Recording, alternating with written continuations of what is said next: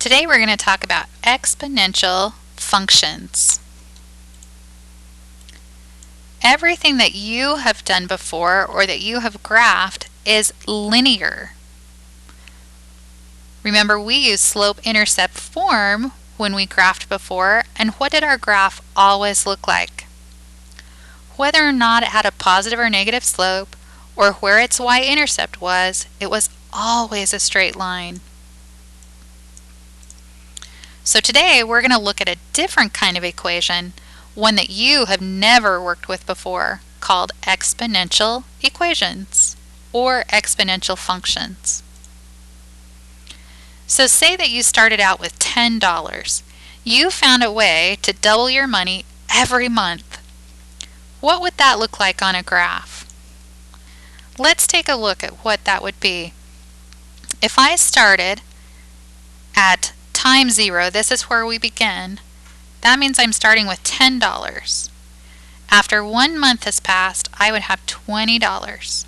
After 2 months, $40. After 3 months, $80. And after 4 months, I'd already be way off my chart at $160. If you look at what that graph is doing, this is definitely not a straight line. Now we get into curved lines, or a certain type of curved line called an exponential function. But these definitely aren't linear anymore. What if I started out with 5 cells of bacteria in an experiment, and every day they split so that I had twice as many cells as there were the day before? What would that graph look like? Well, at day 0, which is where my experiment started, I started with 5 cells, then 10, 20, 40, 80, and again clear off my chart at 160. Definitely not a straight line anymore. What if I had a population of 100 tigers, but every year half of their population vanished? What would happen then? And how many years would it be before we had less than 10 tigers left? Well, on a graph, when my experiment started at time 0, I started with 100 tigers. The next year, that was supposed to be years. The next year, I would only have 50. The year after that, 25. The year after that, half of 25 would be 12 and a half, even though we know we can't have 12 and a half tigers. Then 6 and a quarter. It would keep getting closer and closer and closer to my graph. Look at the basic shape of that line, even though I'm missing all of these points, sorry. It is definitely a curve. There's a format to exponential equations. It looks kind of like this. We have a total value, which is y. We're going to equal, by the way, that total value is our ending value. That's going to equal our starting value or initial value, which means how many we had when we started our experiment. We're going to call that A. We're going to multiply that by what's happening, like when our tigers had half of their population disappear, or when our money doubled. That's what's happening to our items. We're going to call that number B. And our exponent is going to be the time period, or more specifically, how many time periods have passed.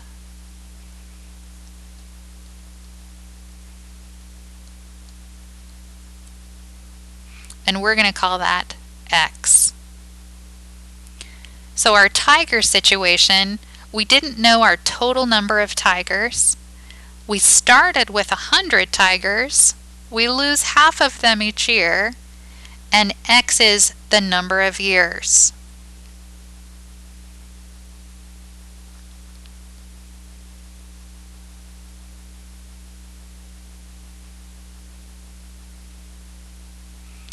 So in your workbooks on page 51, we're going to go through the examples there.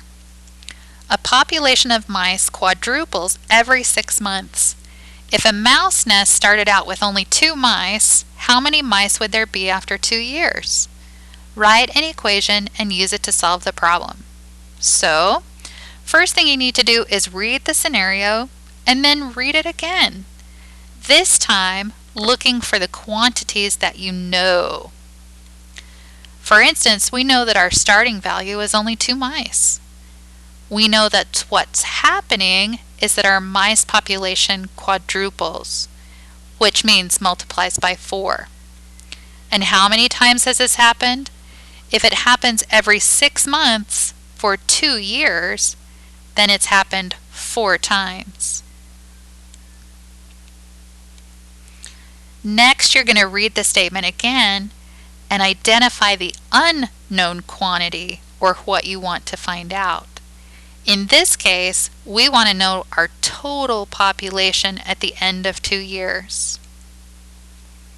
We're going to skip question number 3 for now so that we can get to number 4.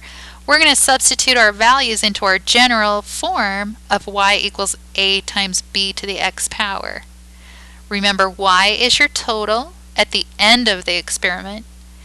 A is how many you start with, b is what happens, and x is how many time periods have passed.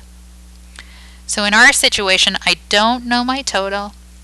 I know I started with 2 mice, it quadruples every 6 months, and I've had 4 6-month time periods that have passed.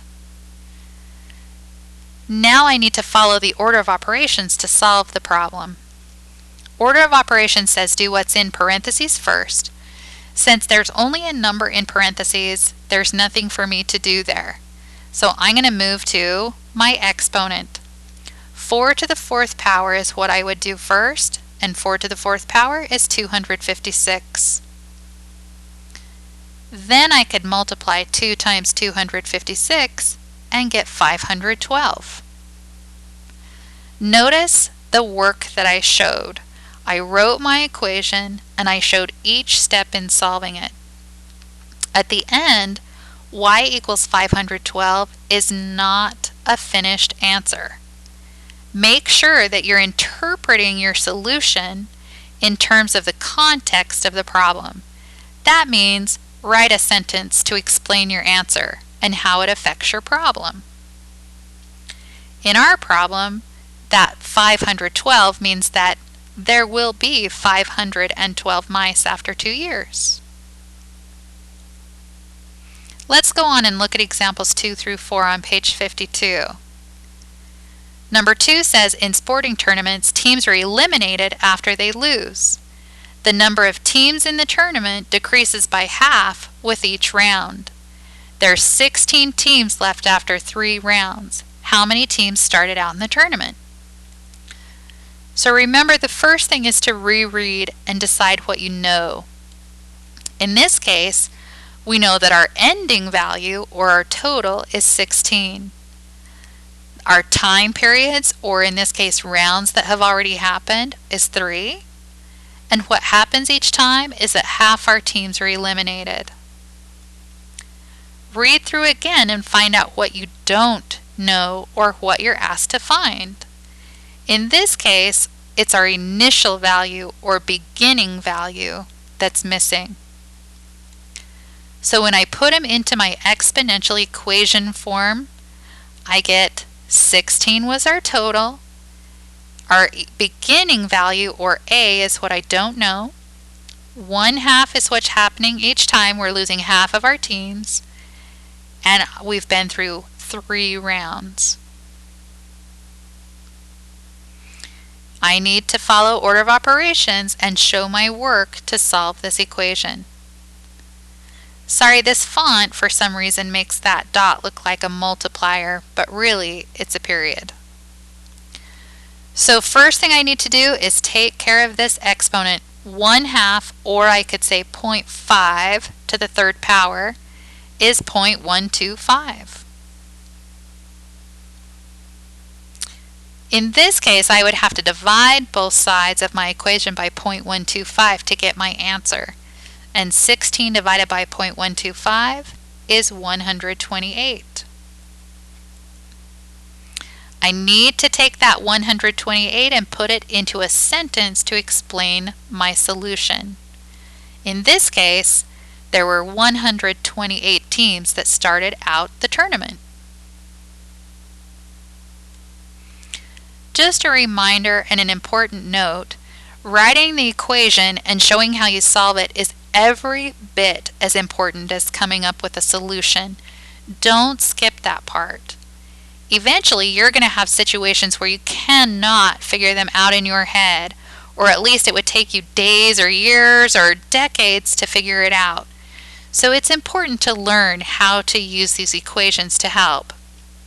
Writing and solving equations is what this unit is all about. If there's no equation and no work shown, it will be counted as wrong. So be careful and always remember that you're awesome. Let's go on to number 3. Population of a small town is increasing at a rate of 4% per year.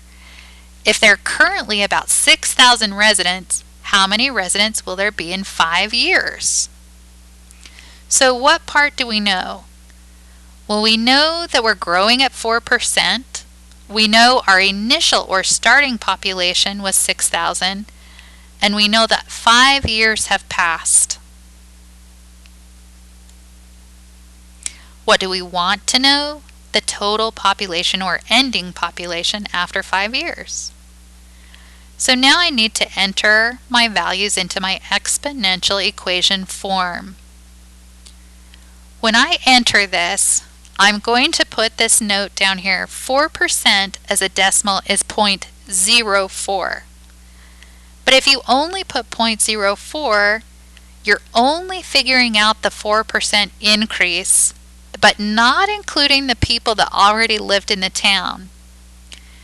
When you have a growth or decay equation, which are these exponential functions, you have to include, first of all, 100% of the original population, and then add or subtract the percent of growth or decay. We're going to add a growth percent and subtract a decay percent. So in this case, I had 100% of the people who were already in the town. I'm going to add the additional 4% that my town is growing, and in my equation, each year I'm going to have 104% of the people in my town.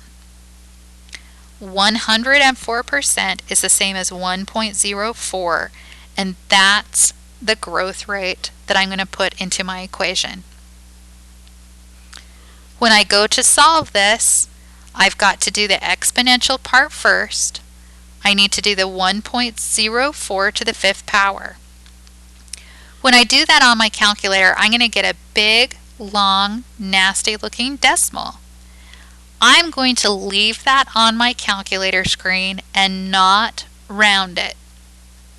I'm going to go ahead and multiply that by 6,000, and I'm going to get 7,299.917, on and on and on. This is where I can round. Remember, I'm talking about people.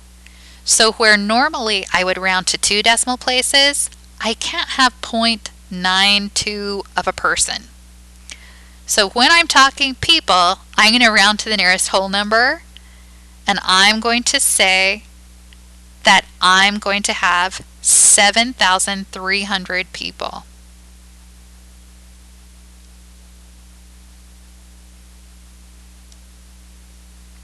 Finally, number 4.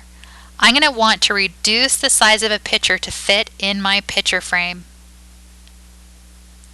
I'm not sure what size to choose on the photocopier, so I'm just going to use one of the photocopier settings and reduce the picture by 15% each time. If the picture was 10 inches long at the start, how long is it after 3 scans? Well, first, what do we know? We know that my initial or beginning value was 10 inches. What happens is we're decreasing by 15%, and this has happened 3 times. I want to know the final size of my picture. When I put my values into my equation, I get y equals 10 times 0.85 to the third percent. Remember, when I use a percent, I started with 100% of my picture. I decreased by 15%. That means my picture, after I photocopy it, will be 85% of its original size. When I solve this, I need to do the exponential part first. 0.85 to the third power gives me a big long decimal. I'm going to leave that on my calculator screen and multiply it by 10. Now I'm going to round to 2 decimal places and say that y is equal to 6.14. When I explain my solution, I'm going to say the picture will be about 6.14 inches long after 3 scans. Now you try.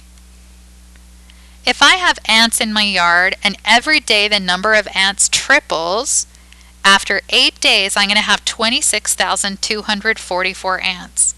How many ants did you begin with?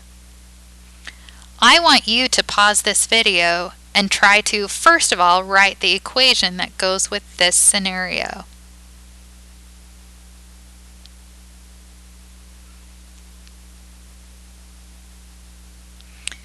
Did you get 26,244 equals a times 3 to the 8th power? Remember, the 26,000 number is our total number of ants at the end of our experiment. A is the beginning number, that's how much we don't know. It triples every day, and it's happened for 8 days. When I solve this, remember I have to do the exponential part first. I'm going to do 3 to the 8th power, and then I'm going to divide both sides by that number. Make sure that when you go through and solve this, you get a is equal to 4. When I interpret my solution, we began with only 4 ants in the yard. Try one more. If you have $2 and your money doubles each year, how much money will you have after 20 years? Pause the video and write your equation. Go ahead and solve it while you're at it, and come back and see if you did the correct equation or used the correct equation.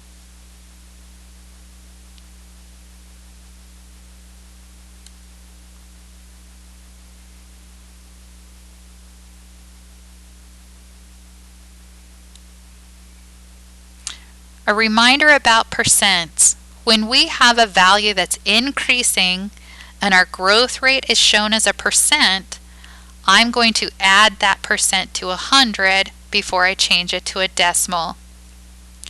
When I have a value that's decreasing and my decay rate is a percent, I'm going to take away that percent from 100 before I change it into a decimal to use. A reminder that doubles means times by 2, triples is 3, quadruples is 4, and half and thirds, you use those actual fractions. Make sure to write down any questions you have so that you can come and ask me later. Have a great day and good luck.